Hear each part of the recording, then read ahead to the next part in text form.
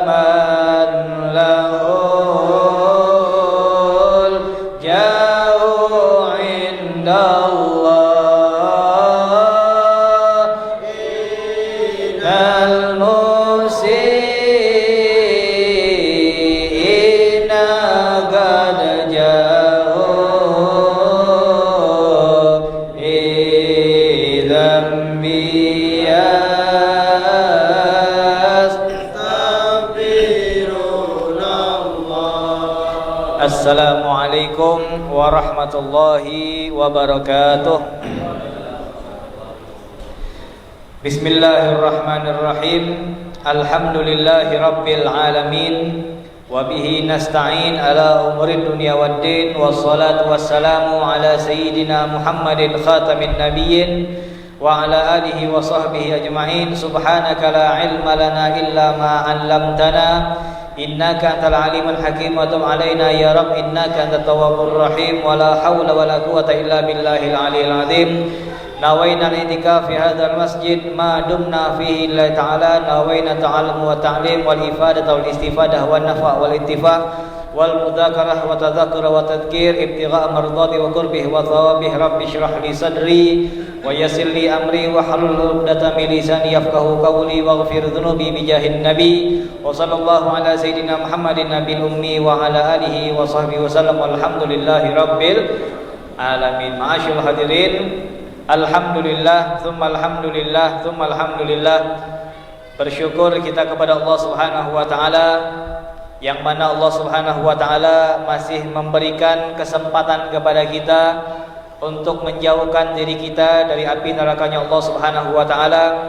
Allah masih memberikan kesempatan bagi kita untuk lebih cepat bisa memasuki surganya Allah Subhanahu wa taala dengan jalan Allah memasukkan kita ke masjid tempat yang terus-menerus turun rahmat dan ampunan dari Allah Subhanahu wa taala, berupa Allah Subhanahu wa taala mendatangkan kita ke tempat yang disebut oleh Nabi kita Muhammad sebagai taman sorga, yang mana ulama mengatakan kenapa Nabi Muhammad menyebut majelis taklim, kenapa Nabi Muhammad menyebut tempat belajar adalah taman sorga, karena insya Allah orang-orang yang selalu belajar, orang-orang yang selalu mendatangi taman-taman sorga di dunia, maka insya Allah dia pun bakal dipermudah oleh Allah Subhanahu wa taala untuk segera masuk ke surga yang hakiki bersama dengan Nabi kita Muhammad sallallahu alaihi wasallam.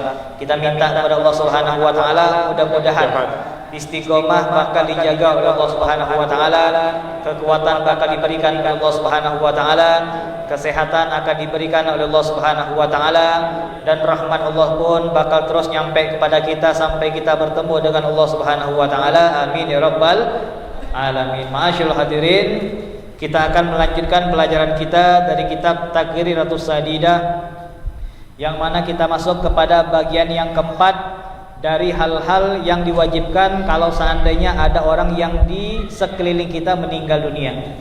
Kalau seandainya di rumah kita, di kampung kita, di sekeliling kita ada orang yang meninggal, begitu mereka meninggal maka wajib 4 hal. Wajibnya bukan untuk dia, tapi wajibnya bagi orang-orang yang di seputar mayit tersebut: memandikan, mengkafani, menyolatkan, dan menguburkan. 4-4-nya diwajibkan oleh Allah Subhanahu wa taala. Kita masuk kepada bagian yang keempat, yaitu rabi'an dafnul mayyit. Bismillahirrahmanirrahim. Qala al-muallif rahimallahu taala wa nafana bihi wa bil fiddarin amin. Rabi'an fi daf'il mayyit ahkamud dafni thalathatun wajibun wa mandubun wa mubah. Kita masuk kepada bagian yang keempat, yaitu menguburkan mayit. Hukum menguburkan mayit ada 3. Hukum menguburkan mayit ada 3. Yang pertama, wajibun lil muslim.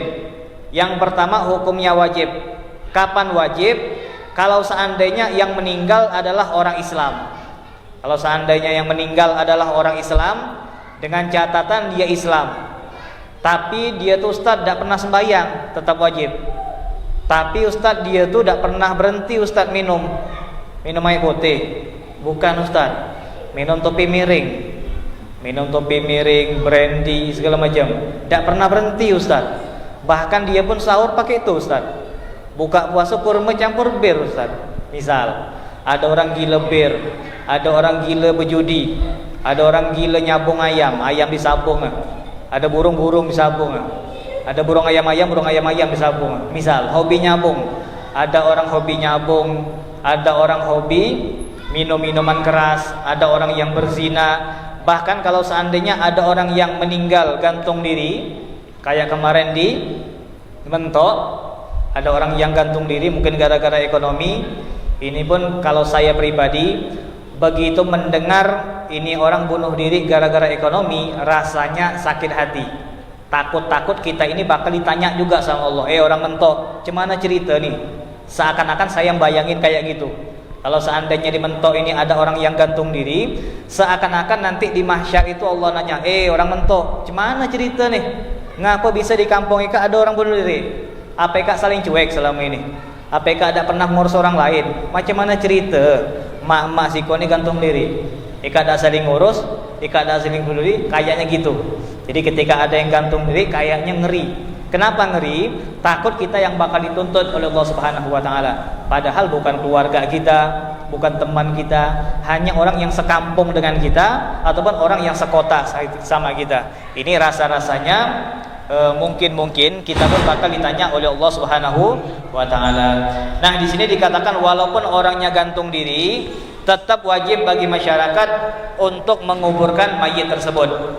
Tetap wajib disolatkan, tetap wajib untuk dikafani, dimandikan, dan juga dikuburkan. Walaupun dia gantung diri, tetap, walaupun dia banyak maksiat, walaupun dia tidak pernah sembahyang, walaupun dia tidak pernah sama sekali ke masjid, tidak pernah ke surau sama sekali.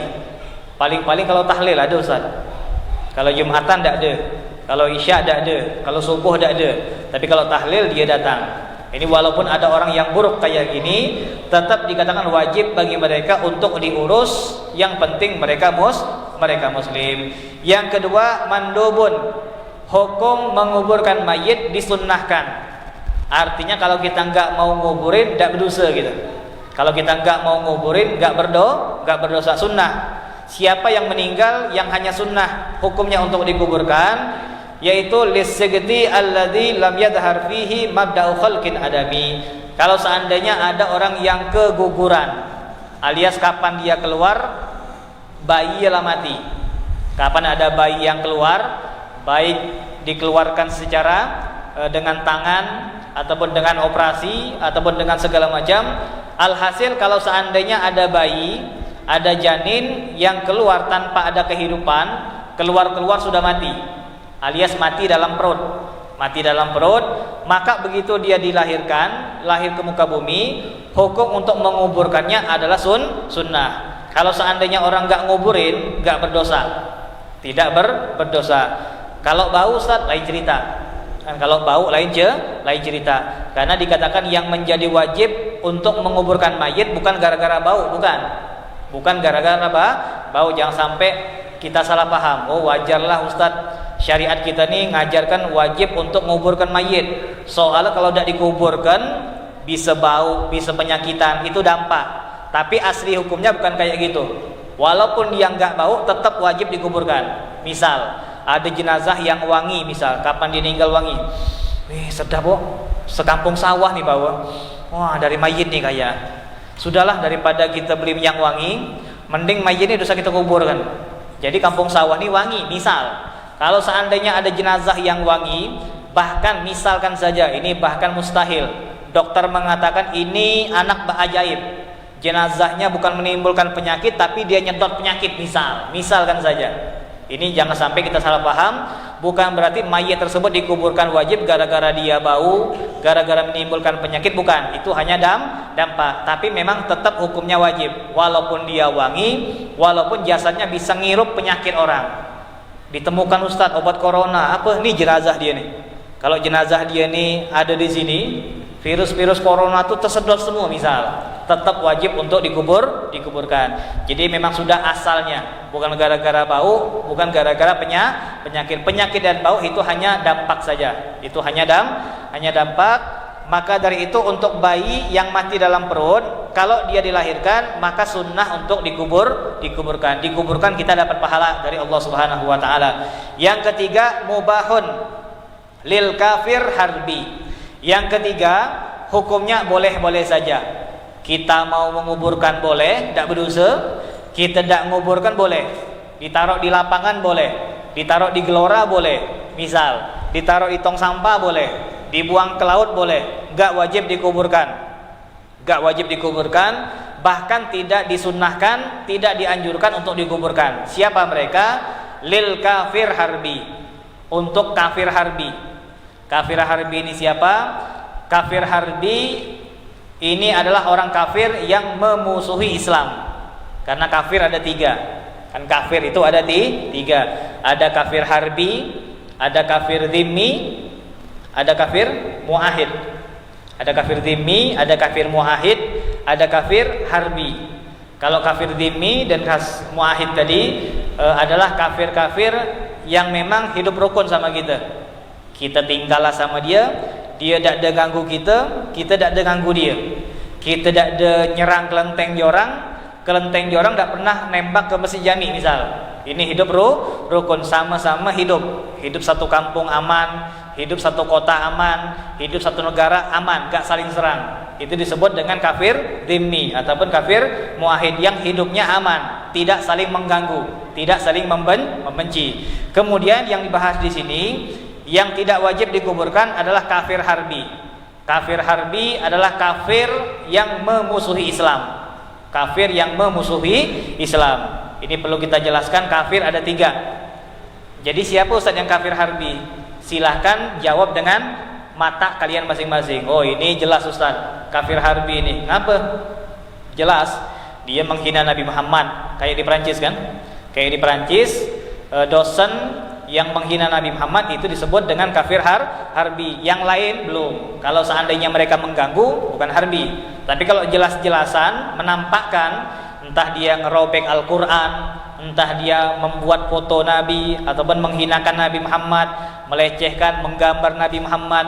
Bahkan kalau kita ngelihat di Google, kayaknya panas kita bakal lihat lukisan-lukisan ataupun gambar-gambar Nabi Muhammad yang mereka buat. Di sini Nabi Muhammad, nanti di seputar Nabi Muhammad orang Puan semua. Jadi ibarat kata mereka itu menggambarkan Nabi Muhammad itu gila orang Puan. Karena mereka menggambarkan Nabi Muhammad itu gila orang Puan. Nah, ini orang kafir seperti ini disebut dengan kafir harbi. Lantas apa hukumnya dengan pemuda kemarin yang memenggal si kafir harbi tadi? Dalam Islam membunuh orang kafir harbi boleh. Kafir harbi, maaf bukan kafir, tapi kafir harbi yang jelas-jelas.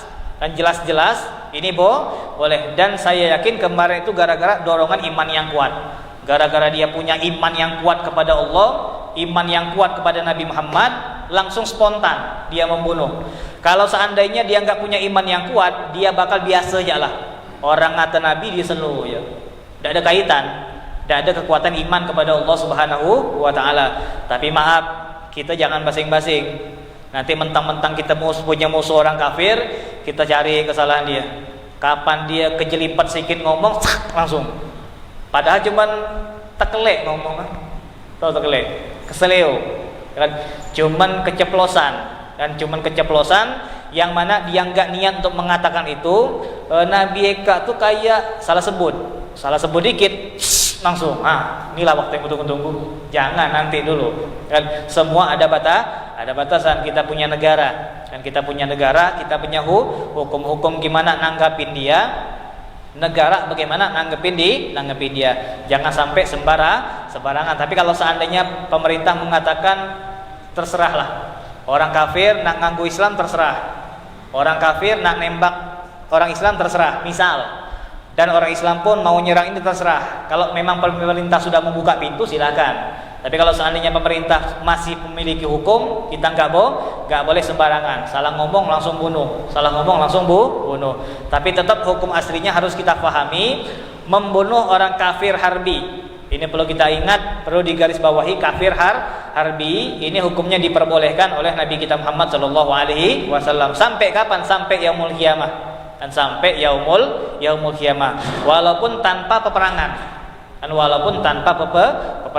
Banyak ceritanya. Nabi Muhammad punya mata-mata. Nabi Muhammad mengatakan, ya Rasulullah, gimana kalau kita bunuh si kafir siko tuh? Soalnya dia tuh bakal merencanakan siasat yang bagus ya Rasulullah untuk peperangan ke depan. Silahkan kata Nabi Muhammad. Datanglah satu utusan kepada orang kafir tadi, nyamar jadi mata-mata itu seram. Dan pernah ada satu sahabat dikatakan dia minta izin untuk membunuh satu orang kafir yang dinilai berbahaya tanpa perangan, diizinkan sama Nabi Muhammad. Tapi kata Nabi Muhammad, hati-hati. Lembah jorang tuh seram. Isi di kemah tuh orang-orang hebat semua, pentolan-pentolan kafir semua. Jorang tuh sedang mengadakan rapat. Jadi diceritakan waktu itu, misal peperangannya terjadi 3 hari lagi. Malam itu rapat mereka, pembesar-pembesar kafir, Quraisy, orang Mekah dari suku ataupun orang Yahudi kumpul semua untuk mengadakan rapat di lereng gunung tersebut. Datanglah satu mata-mata Nabi Muhammad ingin membunuh satu orang tadi. Datanglah satu mata-mata Nabi Muhammad masuk ke kemah-kemah mereka, belum berhasil membunuh orang kafir tadi. Tiba-tiba yang namanya pentolan-pentolan, jorang tuh pintar.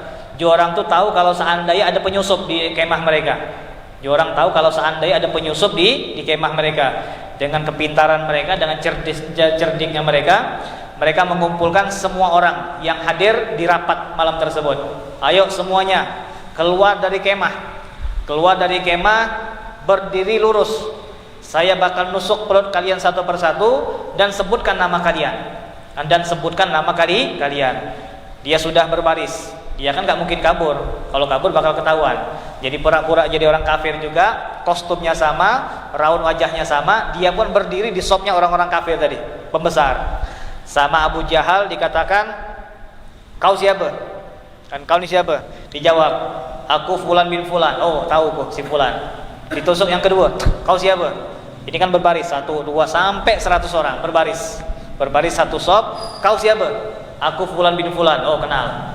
Kau siapa? Aku Fulan bin Fulan. Dikatakan orang tadi berada di tengah-tengah. Di samping dia lah ditanya, siapa kau? Fulan bin Fulan. Nah, kira-kira siapa lah aku nih ya? Kan subhanallah, datang lindungan dari Allah Subhanahu wa taala. Begitu dia ingin nusuk perut sahabat tadi untuk bertanya siapa namanya, tiba-tiba anjing melonglong. Oh, wah, rupega penyusup lah lari. Kan rupega penyusup lah lari. Kalau dah tadi salah nyebut nama, dah ada di daftar, hilang kepala. Kan ini penyusupnya dikira lari, orang-orang bubar, dan subhanallah orang yang dia niatkan untuk dibunuh sebelah kanan dia. Langsung segera dia nyembelih orang kafir tersebut. Ini membunuh orang kafir harbi tanpa peperangan diperbolehkan oleh Nabi Muhammad. Tapi terus terang, kalau untuk dimentok nih jangan basing-basing, tanya dulu. Di kampung kita nih ustaz banyak, dimentok ustaz banyak, tanya dulu. Jangan bunuh dulu baru nanya, ustaz tadi malam ku bunuh orang, apa hukum? Lah sudah bunuh. Kan hukum tahlil. Kan tahlil. Kafir ustaz, ya sudah bikin pesta ya lah. Nah, ini dikatakan hukum tersebut ditanya sebelum kita berbuat. Orang kafir itu adalah orang yang memusuhi Islam. Orang kafir yang memusuhi Islam, dia menampakkan benci dengan Islam, dia mencari kesalahan umat Islam, dia nangkepin umat Islam, misal nangkepin umat Islam, memenjarakan ataupun membunuh. Kalau nggak salah saya ada kabar ada 6 umat Islam ditembak ya. Ini berhubung HP saya rusak, jadi baca berita setengah-setengah. Jadi saya kurang berani untuk terang-terangan membahas hal tersebut, takut salah terang, kan? Takut salah serang. Alhasil yang pastinya ada 6 orang Islam terbunuh, gitu kan? Ada 6 orang Islam terbunuh. Nah, misalkan saja kalau seandainya ternyata otak dari pembunuhan 6 orang Islam tadi adalah orang kafir, maka orang kafir tersebut disebut dengan kafir harbi. Kan bukan yang nembakin, bukan. Karena polisi ataupun tentara mereka hanya patuh dengan atasan. Atasan bilang kanan, kiri, lurus, batang pisang, tidak apa-apa lurus. Nombor lah. Kan ini namanya tentara, ikut patuh. Jadi yang dihukumkan bukan yang nembak tadi, walaupun tetap dapat ancaman dari Allah Subhanahu wa taala, tapi sumber masalahnya ada di otaknya. Ini kalau seandainya otak pembunuhan dari umat Islam tadi, yang 6 tadi adalah orang kafir, maka orang kafir ini disebut dengan kafir harbi. Nah, ini dikatakan kafir harbi. Mudah-mudahan Allah Subhanahu wa taala menjaga kita, dan bukan rahasia lagi. Dan di negara kita ini seperti 2 kelompok. Dan ini bukan rahasia lagi.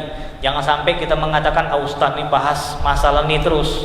Ini buat membuka pikiran kita dan membuka pikiran kita. Saya bukan mengatakan ini yang benar, itu yang salah. Alhasil di Indonesia ini sudah terbagi menjadi 2. Ada yang mencintai ulama, ada yang ngincar ulama. Benar kira-kira?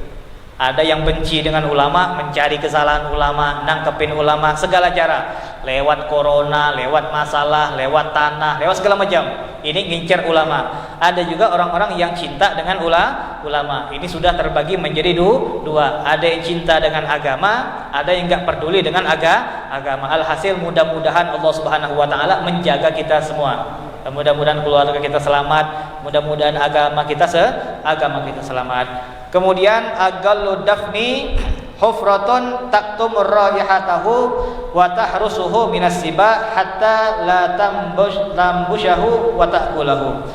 Paling sedikit kuburan, paling sedikit lubang kubur, paling dangkalnya lubang kubur adalah sekiranya kalau seandainya jenazah tersebut dikuburkan, baunya enggak keluar lagi. Sekiranya jenazah tersebut kalau dikuburkan, hewan-hewan buas enggak bisa menggali lagi. Ini diukur sama ulama minimal sepinggang lah. Itu paling sedikitnya kuburan. Misalkan saja ada satu daerah yang tanah keras bedengking, dari pagi sampai asar cuma dapat sepinggang. Padahal yang ngentam preman-preman semua nih. Yang ngentam macul itu preman semua. Lenggis pertama patah, bukan macul, lenggis patah. Misal, ya kan, ada tanah yang keras bedengkang dari pagi sampai ke sore goyor. Cuma dapat sepinggang. Cuman nih Ustaz, Ini kalau seandainya memang daerahnya seperti ini, maka gunakan hukum tadi, paling sedikitnya lubang kubur tersebut tingginya kira-kira 1 pinggang. Karena ulama mengukur 1 pinggang tadi bau aman. Kalau sepinggang bau nggak nyampe keluar. Kalau sepinggang hewan-hewan nggak bakal kuat untuk menggalinya. Entah anjing entah biawak, entah buaya, entah segala macam, nggak bakal dalam untuk menggali sebatas pinggang. Jadi minimal lubang kubur tingginya dengan ukuran pinggang manusia. Kemudian wala yakfi al-bina'u ma'a imkanil hudur. Dikatakan enggak cukup kalau seandainya hanya membangun bangunan. Misal ada orang meninggal nih. Ada orang meninggal di jenazah. Ini jenazah sama dia bukan digali lubang kubur, tapi dibikin rumah aja. Dibikin rumah tapi tidak ada pintu. Kan dibikin rumah kayak gubah lah, kayak gubah masjid jami tau. Gubah masjid jami tapi yang tidak ada jendela, gubah full ditutup. Nah, ditutup. Nah, ditutup yang enggak ada pintu. Tempat atau rumah yang seperti ini enggak cukup, tetap berdosa. Wajib digali, dicor, dibikin rumah, tetap enggak boleh. Tapi Ustaz kalau lah dicor bau udah keluar. Kalau lah dicor binatang buas enggak bisa ge, soalnya pintu enggak ada. Dindingnya tebal segini Ustaz. Nah, segini tebal Ustaz. Siapa nak gali? Ya kan? Ini walaupun setebal apapun dikatakan enggak cukup, enggak boleh. Tetap wajib untuk dikuburkan. Kemudian cara menguburkan ini ada 2. Yang pertama al-lahdu, yang kedua asyaqqu. Yang kita kenal dengan liang lahat. Liang lahat. Padahal lahat itu adalah satu jenis dari 2 jenis. Jadi cara gali kubur itu ada 2. Satu lahat, satu syak. Kalau lahat itu kayak di Indonesia. Di sini lubang kubur digali, setelah dalam kira-kira orang berdiri sampai menjulurkan tangan. Itu cara penggalian kubur yang paling sempurna. Tingginya gimana? Kira-kira orang dewasa berdiri dan dia pun mengangkat tangan kayak gini. Nah, jadi pas ujung tangan itu bagian bumi. Bagian dasar bumi. Dia berdiri lurus, dewasa yang normal tingginya, dan dia pun mengangkat tangan. Itu tinggi yang paling sempurna. Kalau kita ini lumayan lah, sebatas kepala gitu kan. Kalau istilah kata nilai itu pontena 7 lah. Kan pontena 7, tapi yang paling sempurna yang dalam tadi. Kayak di Saudi. Dan kalau Saudi kan gitu kan, dalamnya tingginya orang Arab dengan tangan ke atas, sehingga kuburannya masuk benar ke dalam. Ini mereka paling sempurna. Nah, kalau liang lahat tadi, setelah dibuat lubang pertama, ada lubang kecil lagi. Kan ada lubang kecil. Sedangkan lubang kecil tadi posisinya di pinggir sebelah kiblat. Misal ini lubang kubur nih. Nah, ini lubang kubur. Nanti setelah menggali lubang kubur, di bagian kiblat, di pinggir bagian kiblat dibikin lubang kecil lagi untuk masukin mayit tadi. Dibikin lubang lagi segini untuk masukin mayit, itu namanya lahat. Kalau seandainya lubangnya di pinggir. Ada juga lubangnya di tengah. Jadi perbedaannya cuma 2. Apa itu? Yang satu lubangnya di pinggir, yang satu lubangnya di tengah. Dan di pinggir sama di tengah. Kalau di pinggir namanya lahat. Oleh karena itu di Indonesia disebut dengan liang lahat. Kenapa orang Indonesia nyebutnya liang lahat? Soalnya rata-rata di Indonesia ini pakai cara itu semua, lubangnya di pinggir semua. Tapi kalau seandainya di Mekah, mereka menggunakan syak tadi, lubangnya di tengah, tergantung tanah. Kalau tanah mungkin tanahnya berbeda dengan kita. Mana yang lebih bagus? Jelas yang lebih bagus adalah lahat tadi. Kenapa? Karena Nabi kita Muhammad minta dikuburkan dengan cara lahat tadi. Kata Nabi Muhammad, nanti kalau seandainya aku meninggal, maka kuburkanlah dengan cara yang lahat tadi, kata Nabi Muhammad, dibandingkan dengan 2 cara. Ini lahat dengan syak sudah ada di zaman Nabi Muhammad. Jadi kadang-kadang Nabi Muhammad itu nguburin sahabat dengan bentuk lahat. Kadang-kadang Nabi Muhammad itu nguburin sahabat dengan bentuk syak, satu lubang di tengah, satu lubang di arah kiblat. Yang paling bagus lahat, karena mengikuti Nabi kita Muhammad sallallahu alaihi wasallam. Kemudian dikatakan akmalud dafni, paling sempurnanya cara penguburan. Yang pertama, tudaul janazah alal ardi inda muakhkharatil qabri. Disunnahkan yang pertama, jenazah tersebut diletakkan di pinggir kuburan. Jadi ini lubang kubur. Ini lubang kubur nih. Ini lubang kubur. Ini jenazah. Ini lubang kubur, ini jenazah. Sunnah dari Nabi Muhammad SAW, jenazah tersebut naroknya di pinggir kuburan, bukan di sini, bukan pinggir jalan.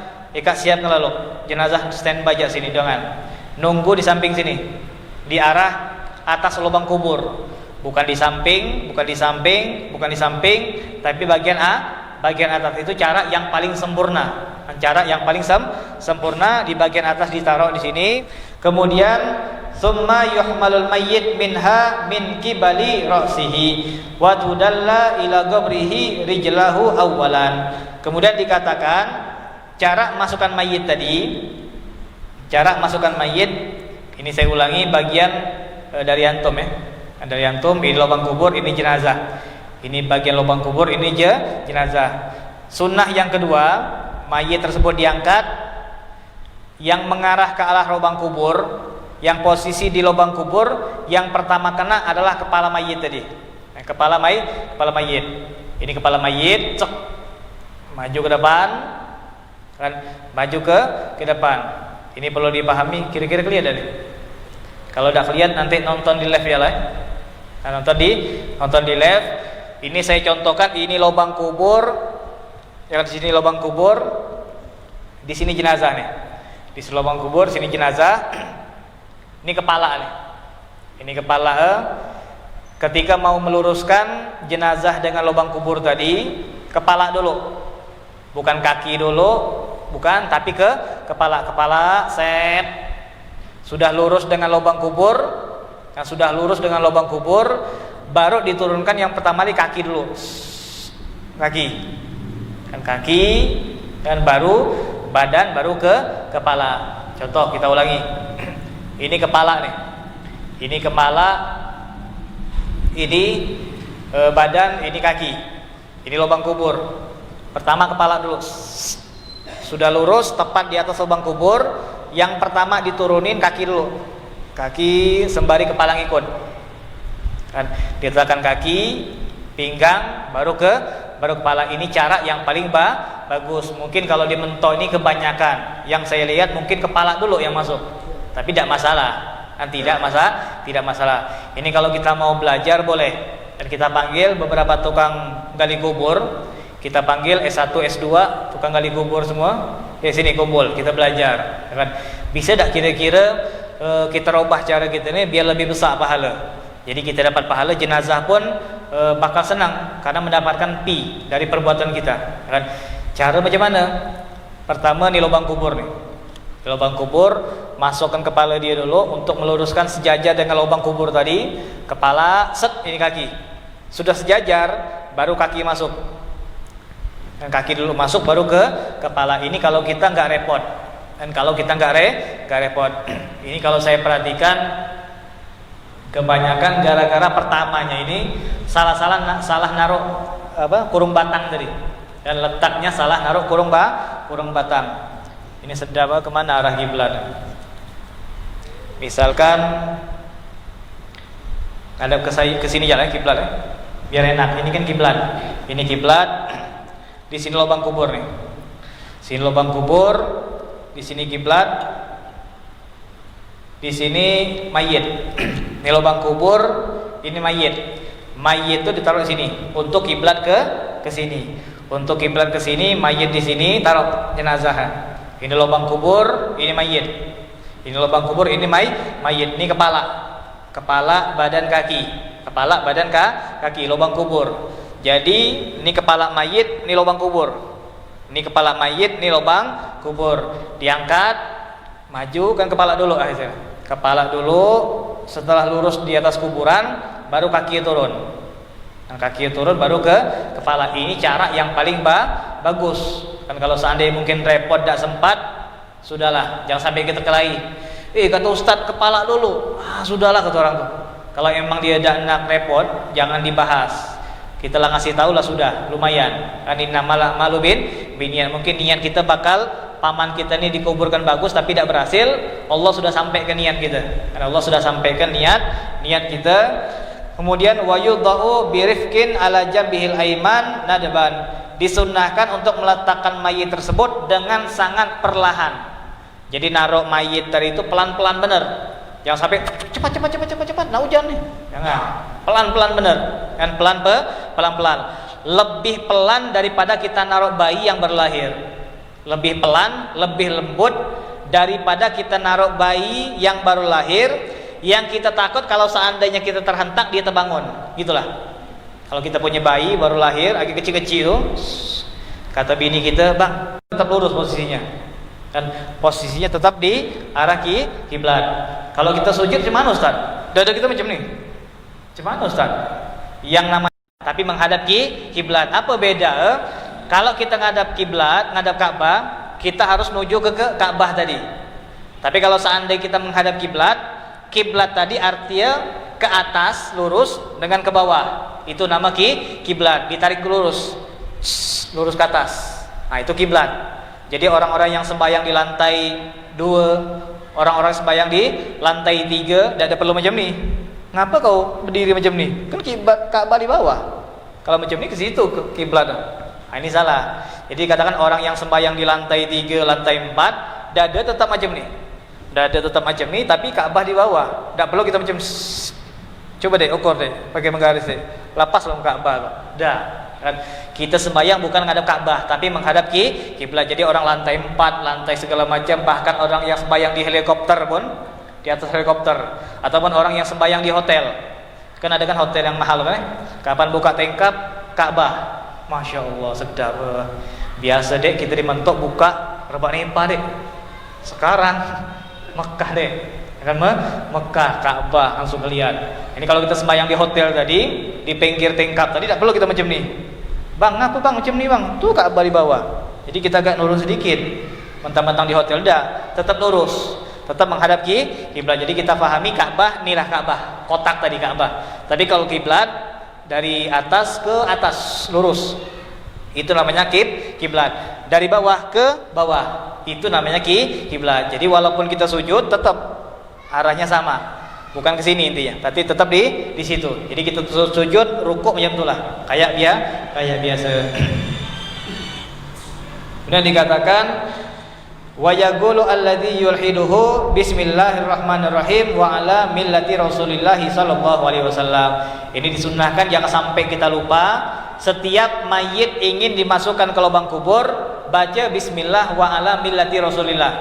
Dan bismillah wa ala millati Rasulillah. Siko orang boleh, nak teriak boleh, sama-sama boleh, kita dari jauh pun boleh. Kapan kita barisan paling belakang, jenazah jauh sayup di sana, kita nengok, wah kayak masuk tuh. Kapan dimasukkan, tepat dimasukkan, entah pas di kaki, entah pas di pinggang, pokok pas dimasukkan jenazah tadi kita bilang bismillah wa ala millati Rasulillah. Niscaya kata Nabi Muhammad, mayit tersebut bakal benar-benar berterima kasih kalau seandainya ada di antara yang nganterin dia tadi, ada yang mengatakan di saat dia masuk bismillah wa ala millati Rasulillah. Apa fadilahnya? Kata Nabi Muhammad, barang siapa yang meninggal dunia, yang ketika jenazahnya masuk ke lubang kubur dibacakan bismillah wa ala millati Rasulillah, maka lubang kubur tadi bukan menjadi musuh bagi dia, tapi menjadi sahabat yang baik buat dia sampai datangnya kiamatnya Allah Subhanahu wa taala. Jadi ini merupakan ilmu yang luar biasa. Jangan sampai kita lupakan baca bismillah wa ala millati Rasulillah. Biar kuburan tadi jadi kawan dia. Bukan ngempet dia, bukan nganggu dia, bukan menghukum dia, tapi jadi kawan dia. Ada malaikat nak hukum dia, lubang kubur bakal nolong dia. Ada binatang, ada ular nak nganggu dia, ular dari versi azabnya Allah, lubang kubur tadi bakal ngawankan dia. Ini kata Nabi Muhammad SAW. Mudah-mudahan kita semua ini bakal dikuburkan dengan cara seperti ini. Bismillah wa ala millati Rasulillah. Kemudian dikatakan, cukup betul. Azan jam? Sudah azan. Di sini terakhir ya. Nah, di sini terakhir saya bahas karena insya Allah penting buat kita. Tidak bisa dibahas minggu depan, tidak bisa. Minggu ini lah harus dibahas. Apa itu? Ketika mayit masuk ke lubang kubur, disunnahkan untuk ditalkinkan. Dan disunnahkan untuk ditalkinkan. Talkin mayit ini bukan bid'ah. Talkin mayit ini bukan syirik. Talkin mayit ini bukan perkara yang diada-adakan, bukan. Memang sudah ada di masa Nabi Muhammad. Ada hadisnya bahkan. Bahkan Imam Ibn Hajar Al-Asqalani mengatakan hadisnya jayyid. Hadisnya benar, bukan hadis ecek-ecek, bukan hadis dhaif yang mengatakan Imam Ibn Hajar Al-Asqalani. Al-Muhaddis dikatakan. Al-Muhaddis orang yang hafal ratusan ribu hadis dari Nabi Muhammad SAW. Beliau mengatakan memang disunnahkan oleh Nabi Muhammad untuk talqinul mayyit. Insyaallah dalilnya kita bawakan minggu depan. Insyaallah kalaupun sempat, talqin mayyit disunnahkan karena kata Nabi Muhammad, mayit tersebut ketika masuk ke lubang kubur, sebelum ditanya oleh Munkar dan Nakir, mereka bisa mendengarkan suara sendal didengar. Oh, suara sapri itu sendal itu. Suara bendi sendal, tahu tuh, bolong-bolong sendal, lain bunyinya. Kata Nabi Muhammad, saking pacetnya telinga mereka, mereka bisa membedakan suara-suara sendal-sendal siapa.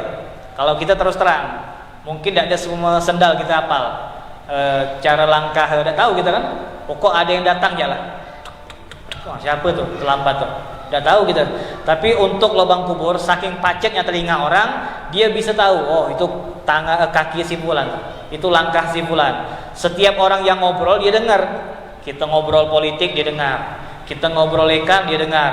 Kita ngobrol pabrik dia dengar. Kita ngobrol bisnis dia dengar. Dia ngata kita dia dengar.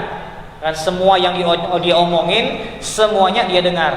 Dan semuanya nggak campur. Beda dengan kita. Kalau kita di dunia nih, misal sesurau nih habis maulid ngobrol, sambil makan nasi kebuli ngobrol. Saya cuma bisa dengar, tidak dengar pasti satu kalimat. Tapi kata Nabi Muhammad, orang yang di alam kubur dia mendengar satu persatu ucapan orang, walaupun yang ngomong rame. Ini perbedaan telinga kita dengan orang yang sudah meninggal dunia. Jadi dikatakan kalau talqin itu dengan suara pelan lah cukup. Bismillahirrahmanirrahim. Dan kullu nafsin dha'iqatul maut. Jangan sampai kita bilang, Ustaz kuat-kuat lah, jenazah ini pekak Ustaz. Dia meninggal loh, sebelum meninggal tuh pekak loh 2 tahun. Kuat-kuat sedikit tidak dengar itu. Ataupun kita bilang, diam, jangan bising. Nanti yang dinalkin yang tuh ngomong mayitnya bingung, yang mana nih? Dah. Walaupun yang nalkin pelan, Bismillahirrahmanirrahim, kullu nafsin dha'iqatul maut. Yang ngobrol pelan, di belakang loh. Walaupun yang belakang bising, yang nalkin pelan tetap dengar dia. Dan dia bakal fokus ke talkin tadi, karena itu yang paling bermanfaat buat dia. Dia tidak dengar orang ngoceh, dia fokus ke yang nalkin tadi. Kata yang nalkin, ingat sebentar lagi bakal datang 2 malaikat, jangan takut. 2 malaikat itu adalah ciptaan Allah. Jangan takut. Itu ciptaan Allah, itu adalah utusan dari Allah Subhanahu wa taala. Nah, di sini dikatakan, kita persingkat karena waktu, di alam kubur nanti kita bakal ditanya oleh Allah Subhanahu wa taala lewat kedua malaikatnya.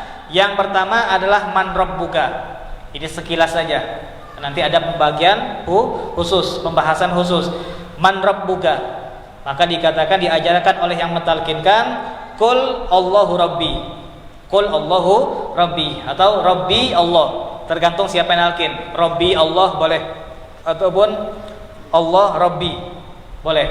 Allahu Rabbi ataupun Rabbi Allah, terserah, sama saja. Allahu Rabbi. Kata ulama, yang pertama kita bahas satu persatu. Pertanyaan pertama dari Allah, man rabbuka, siapa Tuhanmu? Maka ulama mengatakan orang-orang yang memang menempatkan Allah di posisi paling atas, maka dia bakal mudah mengatakan Allah Tuhanku. Tapi kalau seandainya ada orang yang menempatkan Allah di posisi nomor 2, di posisi nomor 3, maka dia bakal berat untuk mengatakan Allah Tuhanku. Dia bakal mengatakan bosku. Siapa Tuhan kau? Bosku. Siapa Tuhan kau? Atasanku. Siapa bos kau? Insinyur si fulan. Kalau seandainya dia menempatkan insinyur tersebut ataupun bos tersebut lebih tinggi daripada Allah Subhanahu wa taala, maka dari itu pertama, jangan sampai kita menjadi orang yang syirik. Jangan sampai kita mensekutukan Allah. Apa maksud mensekutukan Allah? Menilai ada sesuatu yang bisa menandingi Allah. menilai ada sesuatu yang menandingi Allah nggak boleh. Kita harus yakin seyakin-yakinnya yang paling tinggi adalah Allah. Di bawah Allah banyak, ada bos, ada atasan, ada pemerintah, ada gubernur, ada orang tua kita, ada ibu kita, ada ustadz kita, itu semuanya di bawah Allah Subhanahu wa taala. Kemudian Allah bakal mengatakan waman nabiyuka, siapa nabimu? Kan orang-orang yang dimudahkan lisannya oleh Allah Subhanahu wa taala mengatakan Nabi Muhammad adalah nabiku, adalah orang-orang yang beriman dengan Nabi Muhammad dan mengakui Nabi Muhammad adalah orang yang nilainya luar biasa di mata Allah Subhanahu wa taala. Dan insyaallah kita yang sering maulid ini insyaallah bakal mudah mengatakan Nabi Muhammad adalah nabiku. Kemudian Allah bakal bertanya, apa agamamu? Maka kita pun bakal menjawab insyaallah, wal islamu dini, Islam adalah agamaku. Islam adalah agamaku. Kata ulama, orang-orang yang berat lisannya untuk mengatakan Islam adalah agamaku adalah orang-orang yang mengatakan semua agama itu sama. Nah, ini agak musim sekarang nih. Sekarang ini agak musim. Pelan-pelan diajarkan sama musuh Islam. Jorang ngajar tuh tidak ada kayak gitu. Udah. Serangan jorang tuh slow. Kayak corona, tidak kelihatan tapi berbahaya. Kan? Serangan slow, lembut, halus, tapi habis semua gitu. Ini serangan jorang. Mereka nyerang dengan sebutan apa?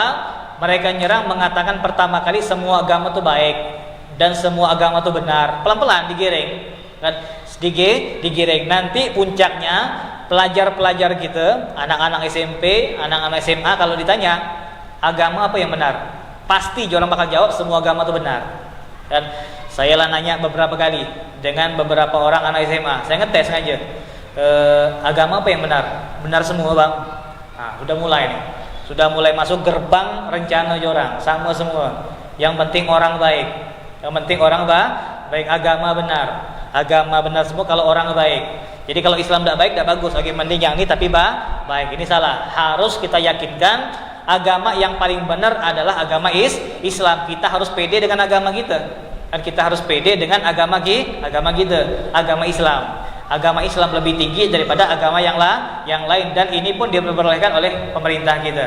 Kita mengakui Islam itu benar, boleh. Karena menurut sila pertama ketuhanan yang Maha Esa. Kemudian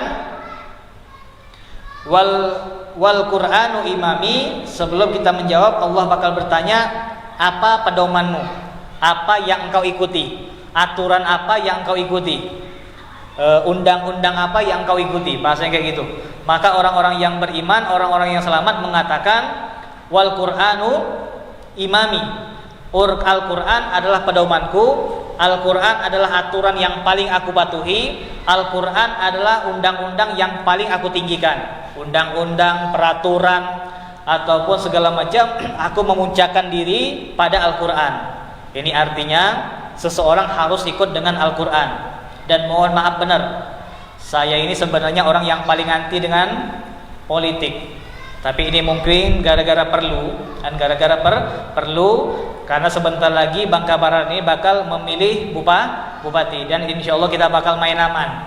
Jadi jemaah jangan takut, Ustaz, janganlah Ustaz, nanti ditangkap pemerintah. Jangan, kita pun main aman, karena kita tahu mengerti hukum. Dikatakan calon kita tiga,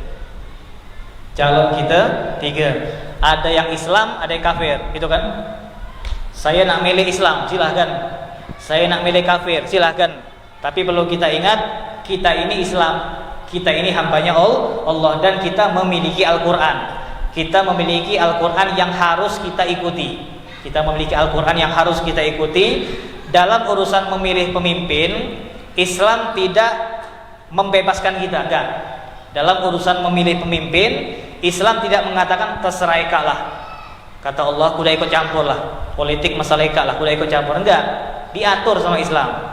Jangankan politik yang berdampak kepada Indonesia, cebok aja diajarkan. Bagi politik, soalnya salah-salah politik Indonesia ini hancur, gitu kan? Nah, ini dikatakan untuk urusan politik, Allah tidak mengatakan terserah Eka. Mana yang Eka anggap bagus, mana yang bisa membangun, terserah dah. Tapi Allah sudah ngasih batasan. Ada orang-orang yang dipilih boleh, ada orang-orang yang dipilih itu nggak boleh. Orang kafir nggak boleh dipilih. Dan maaf, pemerintah nggak boleh mengatakan oh, Ustadz nih mengajarkan ke sini, enggak. Ini kan dijaga juga sama pemerintah. Kita mengatakan Islam melarang untuk memilih orang kafir, itu diperbolehkan dalam Indonesia. Dalam undang-undang diperbolehkan kan, bebas kan? Ketuhanan yang Maha Esa. Dan kita pun dibebaskan sama pemerintah untuk menyebarkan ajaran kita dan meyakini ajaran kita. Kita yakin dengan ucapan ini, kita menyebarkan ayat ini diperbolehkan, bukan nggak boleh, diperbolehkan. Yang nggak boleh itu kalau seandainya kita memaksakan seseorang, kan memaksakan seseorang. Ini dikatakan menyebarkan tadi diperbolehkan. Kalau pemerintah sudah memperbolehkan, ngapa kita ngelarang? Dan kita sendiri Islam, nah, ini kita repot. Kan kita perlu pertanyakan iman kita kepada Allah Subhanahu wa taala. Nah, dikatakan Al-Qur'an sudah melarang orang kafir tidak boleh dipilih. Nah, paling-paling dimentok ini masalah ada orang nanya sama kita, Ustaz, cemano kami ini ngapa? Kami ini bos kafir. Kalau seandainya tidak milih dia, habis semua keluarga kami ini.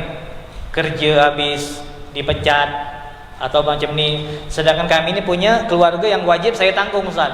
Saya punya keluarga yang sakit, yang masih perlu perawatan, butuh dana besar.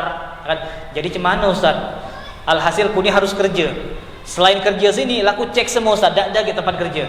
Alhasil kalau memang ku keluar dari dia, keluarga ku hancur, pengobatan hancur, hidup hancur. Jadi gimana, Ustaz? Sedangkan ku harus milih dia. Gampang sekali. Kalau dia nanya, oke saja lah. Ingat nomor 5, oke, gampang Pak. Nomor 5 siap. Nomor 5 pasti, gampang, depan dia. Tapi kapan kita nyoblos orang Islam? Setuju tak kira-kira? Setuju kan? Kita masang spanduk. Ya, misal anak buah kita, misal ini pabrik nih. Ini pabrik PT Ami Ahmad. Ini PT Ami Ahmad, misalkan saja Ami Ahmad bilang, pokok anak buah nih harus majang fotoku, harus milikku, misal ini cuma contoh, harus milikku dan majang fotoku di rumah-rumah. Siko anggota lah motong, siko orang lah masang, lah naruh. Tinggal kita yang ditanya, ngapa tidak milih, ngapa tidak ada masang gambar? Pasang tidak apa-apa. Kan dengan alasan keamanan untuk keluarga kita tadi, memang gara-gara kondisi tadi taruh gambar dia. Walaupun orang bilang wah dia tuh kesian Ustaz, ngapa milih itu Ustaz? Kan mungkin dia punya alasan. Alasan, biarkan dulu. Karena masang-masang tadi belum masuk kategori jangan memilih. Masuk kategori jangan memilih tadi pas nyoblos. Nah itu, pas nyoblos taruh gambar dia, apa-apa. Taruh gambar dia. Jangan, ataupun dia mungkin pura-pura ngajak orang, ataupun ngajak-ngajak deklarasi, pura-pura milih orang kafir tadi. Silahkan, biar selamat duniamu, kan biar selamat. Tapi kapan nyoblos, pilihlah orang Islam gitu. Kan dia tahu juga kan. Lah nyoblos sebelah siap. Lah milihku lo gampang, tenang jalan. Kan tenang. Kita pun harus pintar, jangan gugup-gugup lah, ketahuan gitu. Ngapa gugup tuh? Berapa kau pilih? Ya, ketahuan. Pintar-pintar sih jadi orang. 5 tahun sekali pintar jadilah. Dan 5 tahun sekali aja pintar. Yang lain bodoh. 4 tahun, 9 tuh bodoh. Sehari aja pintar, enggak apa-apa. Pintar sehari jadilah. Pura-pura milih dia. Tapi kapan Islam? Dan saya pun ngomong kepada calon kemarin. Dan ada calon, maaf, ada partai yang tidak bisa kita sebutkan. Alhasil partai ini jelas-jelas memusuhi Islam. Kan anggota dewan, gambar dia dicoblos, kan gambar dia. Kalau secara pemerintah kan tidak mungkin dia nyoblos gambar orang, pasti gambar dia kan. Nah, jadi setelah dengar ceramah, dia bilang, Ustaz, jadi cemano saya ini Ustaz, saya ini di partai orang Ustaz, keluarga saya macam ni, ada yang stroke, ada yang macam ni. Kalau saya keluar, saya bakal habis Ustaz. Soalnya di Indonesia ini kalau kita keluar habis gitu. Jadi gimana Ustaz? Jangan takut Pak, tenang-tenang aja lah. Biarlah Bapak kampanye lah kayak biasa. Nanti kampanye nyoblos, pilih yang Islam. Jangan pilih gambar Bapak, menangkan partai Islam. Kan menangkan partai Islam. Jadi urusan yang diwajibkan sama Allah nyoblos tadi. Jadi saran saya, kalau mungkin antum bingung, ini boleh di-share bagian pendek ini. Kalau seandainya kalian terpaksa untuk memilih orang kafir tadi dengan gara-gara alasan pekerjaan, keuangan, keamanan segala macam, pura-puralah untuk membela dia. pura-pura lah untuk membela dia, taruh gambar dia tidak apa-apa, di status WA gambar dia tidak apa-apa. Tapi kapan nyoblos, kan pilihlah orang Islam. Kan nanti kalau dia kalah, dok macam mana cerita nih? Ini mentok nih gambarku semua, aku beri duit semua, tapi kenapa aku kalah? Dok tahu lah Pak, takdir Allah. Kan sudah takdir Allah. Jadi insya Allah kita bakal bisa ketemu jalannya. Kan kalau kita tidak bisa bergerak, tidak bisa Ustaz. Soal aku inilah kerja, soal di mentok ini rata-rata pekerjaan tuh lah. Maaf ngomong bahasa kasar, pekerjaan itu sudah jadi saingannya Allah. Kalau kita mau buka kartu sebenarnya, ya kan, sekarang ini pekerjaan ekonomi dunia itu sudah bisa bersaing dengan Allah, sudah bisa menyaingi iman kita kepada Allah. Antara dua, kita milih Allah apa milih dunia? Milih Allah apa milih kesenangan dunia kita? Kalau milih ini dapat mobil, dapat pekerjaan, dapat rumah, keluarga aman. Ini sudah jadi saingan, itu namanya sekutu. Kan sekutu bagi Allah memiliki pilihan bagi orang. Jadi orang itu bisa milih Allah dengan ini, Allah dengan ini. Nah, kalau seandainya kita sudah terpaksa memilih dia tadi ataupun ikut dia, silahkan ikut. Tapi kapan nyoblos, pilihlah umat Islam. Umat Islam ini dua, Ustaz, yang mana? Nah, silahkan ijtihad. Kan saya hanya mengatakan jangan orang kafir, karena ini yang tertera dalam Al-Quran. Dua tadi kita perhatikan benar-benar. Dari dua tadi, siapa yang tidak benci dengan Islam? Siapa yang paling peduli dengan Islam? Siapa yang benci dengan habaib? Siapa yang suka dengan habaib? Siapa yang bakal memperjuangkan agama Allah? Nanti kapan rapat di anggota dewan, ada orang-orang yang memilih untuk mempertahankan agama Allah, berada di undang-undang. Ada orang-orang yang berusaha untuk menghilangkan agamanya Allah dalam undang-undang. Silahkan kita memilih dari dua tadi. Pilih benar-benar, cari tahu. Jangan sampai ngelihat zahir, wah dia ini akrab sama Ustaz, setiap mau ngopi dia bayar Ustaz. Ya Allah, iman kita seharga kopi. Dan iman kita seharga kopi. Kalau sahabat iman bandingkan nyawa, kalah nyawa. Kalau kita iman sama kopi, ya Allah, dua cangkir. Iman sama kopi kalah. Jadi yang pertama orang kafir jelas, jangan sampai kita pilih. Dan ini untuk orang Islam. Dan yang mau nurut, yang enggak mau nurut silahkan. Tapi tanggung sendiri sama Allah kita ini bebas. Tapi untuk yang Islam tadi ada dua, kita silahkan milih mana yang mengarah kepada Allah, mana yang berjauhan kepada Allah Subhanahu wa Ta'ala. Mudah-mudahan kita nggak bisa kampanye, kita nggak bisa bergerak, kita pun nggak paham ngomong, kita hanya bisa mengharap kepada Allah Subhanahu wa Ta'ala. Mudah-mudahan Bangka Barat ini dipilih oleh Allah Subhanahu wa Ta'ala dengan pemimpin yang bisa menjaga kita, pemimpin yang bisa menyayangi kita, pemimpin yang tidak mengganggu kita, pemimpin yang tidak menyudutkan kita, yang tidak menyusahkan kita, pemimpin yang terus menjaga agamanya Allah Subhanahu wa Ta'ala, sehingga pemimpin baru tersebut insyaallah bakal membawa kita bukan ke